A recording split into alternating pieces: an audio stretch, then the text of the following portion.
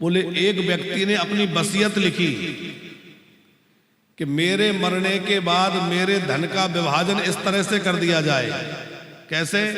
बोले आधी संपत्ति जो है वो मेरे बड़े बेटे को दे दी जाए,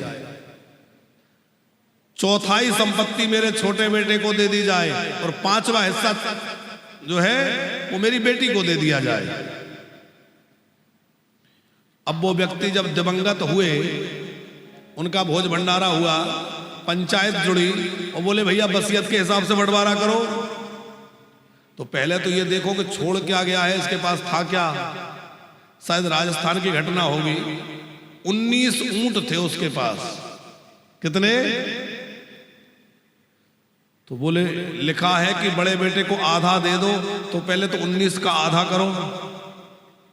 अब और कुछ हो तो कर लो, पर ऊंटों को कैसे आधा करें? 19 का आधा कैसे करोगे? अब वही गाड़ी अटक गई। सारे पंच भी परेशान हो गए, उलझ गए, करें क्या। एक आदमी अपने ऊंट पर बैठकर जा रहा था। उसने देखा बड़े लोग जुड़े हैं, क्या बात है, थोड़ा पहुंच गया, क्या हुआ। उसने जब सारी बात सुनी तो बोले कोई बात नहीं, ऐसा करो कि एक मैं अपना ऊंट दे देता हूं, मेरा ऊंट मिला लो। अपना ऊंट दे दिया तो कितने हो गए? अब बोले आधा बड़े बेटे को देना है, तो आधे दे दिए तो कितने चले गए? अब बचे 10। चौथाई छोटे बेटे को देना है तो 5, तो बड़े बेटे को 5 दे दिए। बोले चौथा हिस्सा बेटी को देना है तो 20 का चौथा हिस्सा 4, तो 4 दे दिए। पांचवा हिस्सा बेटी को देना है तो पांचवा हिस्सा कितना हुआ? 4, तो 4 बेटी को दे दिए। तो 10 बड़े बेटे के पास गए, 5 छोटे बेटे के पास आए और बेटी के पास 4 आए, तो कितने बटे? 19। जो एक बचा था जिसने मिलाया था, बोले मैं अपना लेके जा रहा हूं, तुम्हारा काम नहीं हो रहा था, काम हो गया, मैं चला। अब बात ये है कि 20वें के बिना ऊंट बटे नहीं और 20वां बटा नहीं।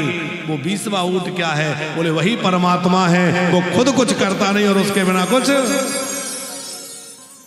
परमात्मा की लीला बड़ी निराली है साहब। उस परमात्मा के अवतरित होने का कारण क्या है? अब रामायण जी की याद आई है तो एक और सुना देते हैं। आज भगवान का जन्म तो होना ही है। बोले ब्रह्म के लेकर के लोगों में झगड़ा है। कोई कहता है वो ऐसा है, कोई कहता है वो वैसा है, कोई कहता है वो वैसा। ऐसा झगड़ा है ना लोगों में। ब्रह्म को लेकर अलग अलग अवधारणाएं लोगों में है। तो एक और उदाहरण रामायणी जी देते थे। बोले एक अंधे लोगों के गांव में एक हाथी आया। पूरा गांव अंधे लोगों का था, सब अंधे अंधे लोग बेचारे रहते थे।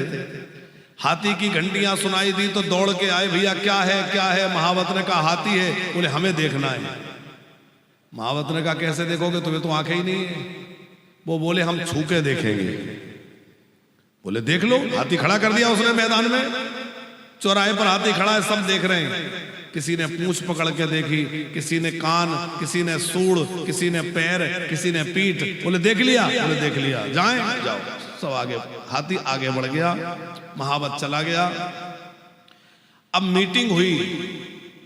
अच्छा बताओ हाथी कैसा था?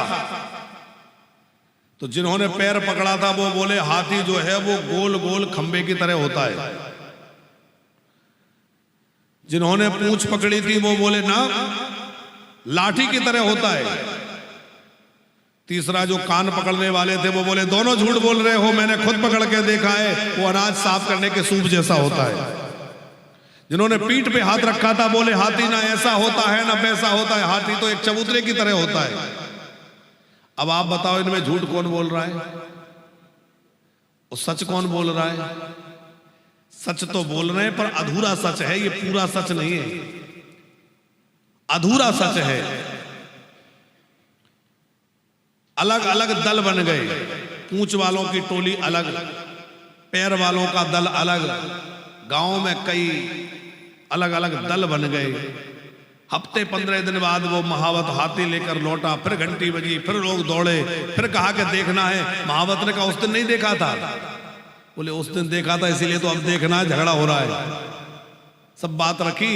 महावत ने कहा काश तुम्हें आंखें होती तो ये झगड़ा ना होता और तुम समझ पाते कि ये सब हाथी ना तो गोल गोल है, ना खंबे जैसा है, ना सूप जैसा है, हाथी तो कुछ अलग ही है, पर ये आंख होती तो तुम्हें समझ में आता।